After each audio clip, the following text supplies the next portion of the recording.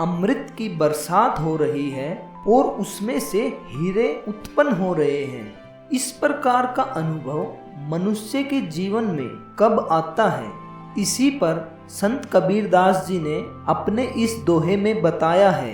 यह दोहा इस प्रकार से है। अमृत बरसे हीरा निपजे, घंटा पड़े टकसाल। कबीर जुलाहा भया पारसु, अग भई उतरिया पार।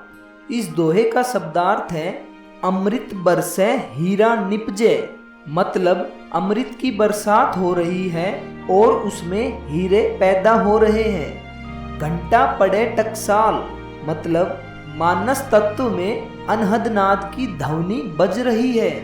कबीर जुलाहा भया पारसु, मतलब संत कबीर जुलाहा अब इसमें अनुभवी हो गया है।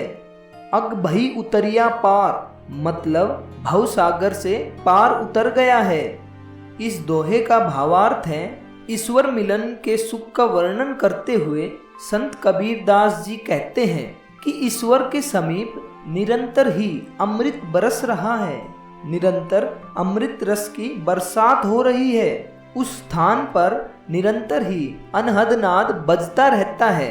ज्ञान रूपी मोती उसी स्थान पर उत्पन्न होते हैं। संत कबीर जुलाहा उसका अब पारखी बन चुका है। जुलाहा होकर भी वह उस परम तत्व को पहचान चुका है।